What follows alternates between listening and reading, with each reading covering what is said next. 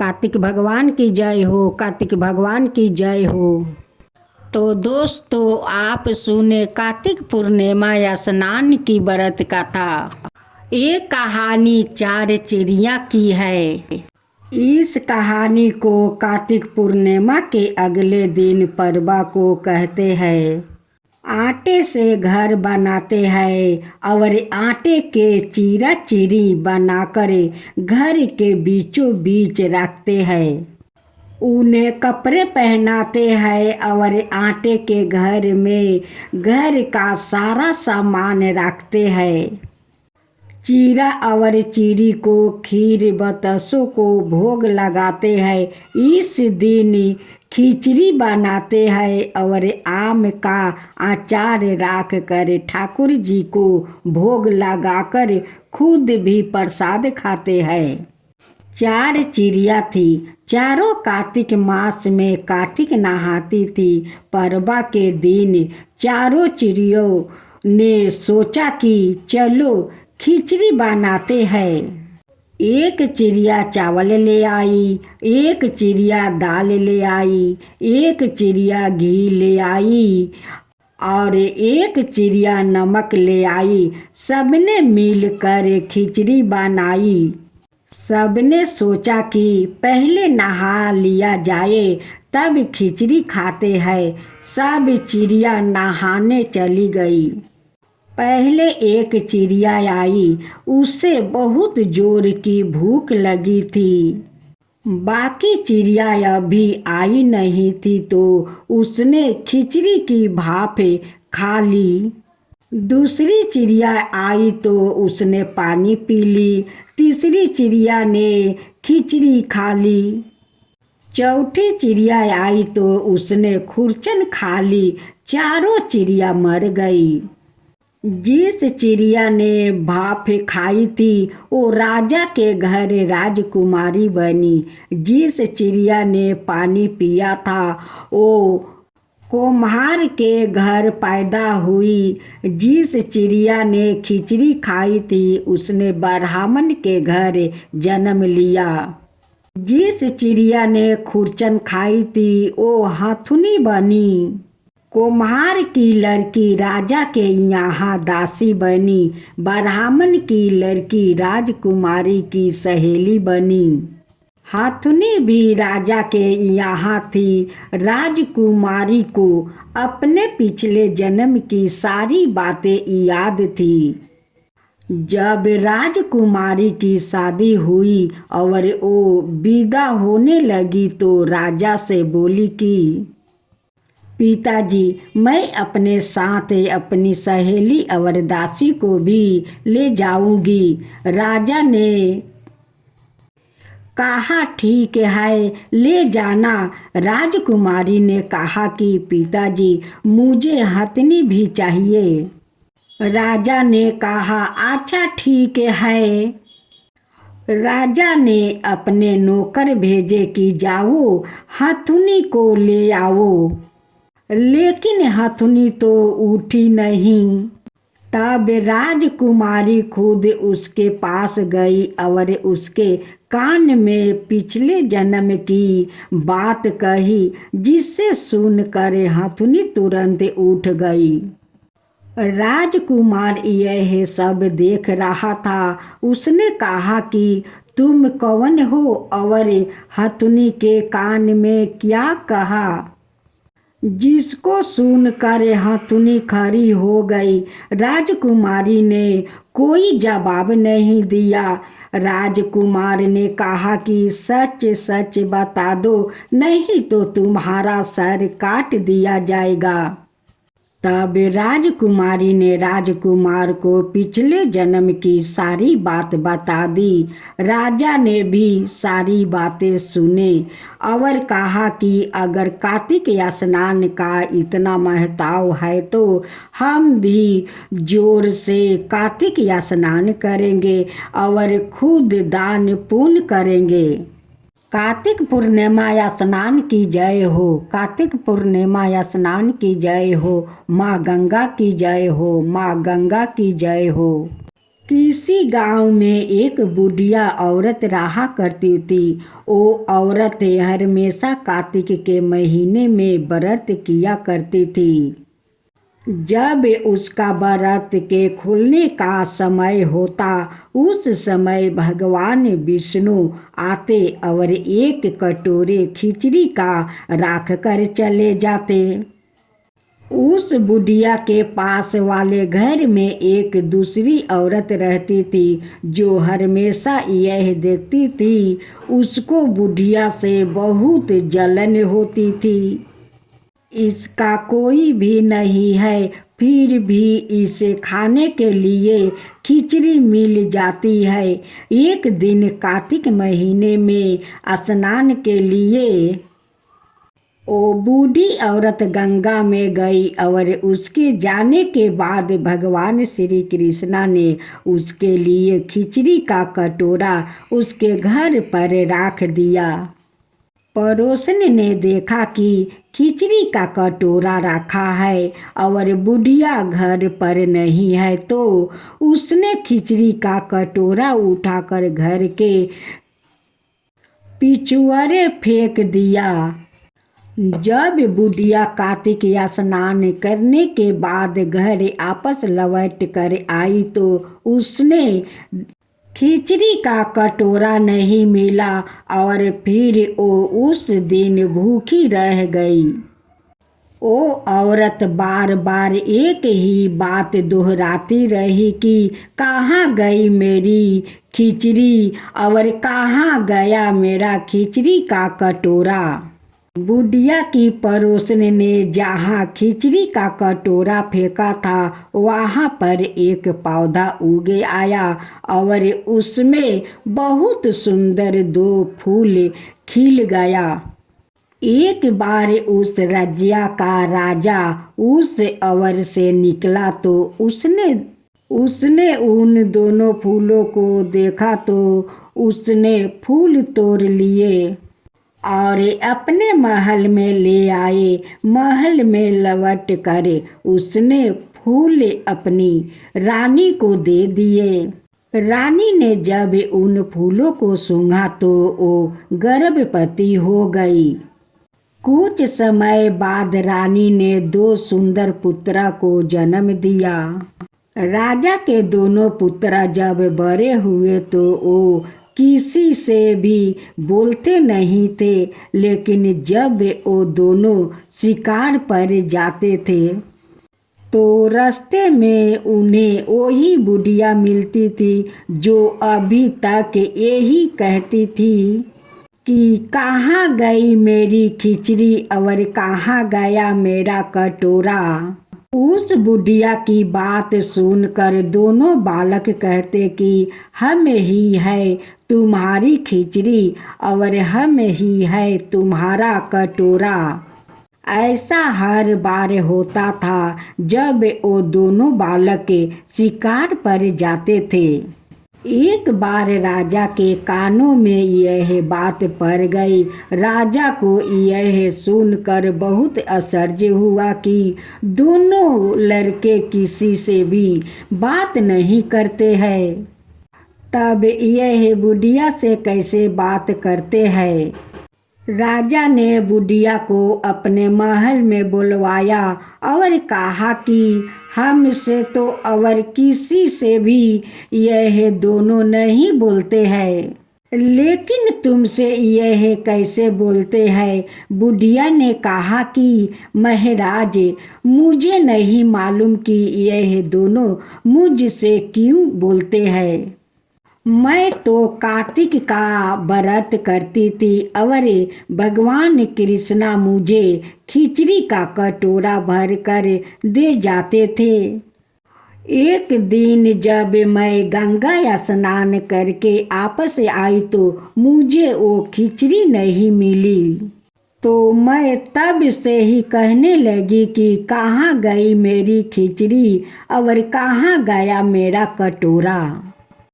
तब उन दोनों बच्चों ने कहा कि तुम्हारी पड़ोसिन ने तुम्हारी खिचड़ी फेंक दी थी, तो ओ फूल राजा तोड़ कर ले गए और अपनी रानी को दे दिया। और जब रानी ने फूल सूंघा तो हम दोनों लड़कों को जन्म हुआ। हमें भगवान श्री कृष्णा ने ही आपके लिए भेजा है। सारी बात सुनकर राजा ने बुढ़िया को महल में ही रखने को कहा। हे कार्तिक महाराज, जैसे आपने बुढ़िया की बात सुनी वैसे ही आपका व्रत करने वालों की भी सुनना। कार्तिक महाराज की जय हो, कार्तिक महाराज की जय हो। कार्तिक महीने में एक बुढ़िया माई तुलसी जी को सींचती और कहती कि हे तुलसी माता, सत्य की दाता, मैं तेरा बिलरा सींचती हूँ, मुझे बहू दे, पीतांबर की धोती दे, मीठा मीठा गस दे, बैकुंठ में बास दे, चटक की चाल दे, पटक की मौत दे, चंदन का काठ दे, रानी सा राज दे, दाल भात का भोजन दे, 11 की मौत दे, कृष्णा जी का कंधा दे। तब तुलसी माता ने सुनकर सूखने लगी तो भगवान ने पूछा कि हे तुलसी, तुम क्यों सूख रही हो? तुलसी माता ने कहा कि एक बुढ़िया रोज आती है और यही बात कह जाती है। मैं सब बात तो पूरा कर दूंगी, लेकिन कृष्णा का कंधा कहाँ से ला दूंगी? भगवान बोले, जब वो मरेगी तो मैं अपने आप कंधा दे दूंगा, तुम बुढ़िया माई से कह देना। बाद में बुढ़िया माई तो मर गई, सब लोग आ गए। जब माई को ले जाने लगे तो वो किसी से नहीं उठी। तब भगवान ने 12 बरस के बालक का रूप धारण करके आए। बालक ने कहा, मैं कान में एक बात कहूँगा।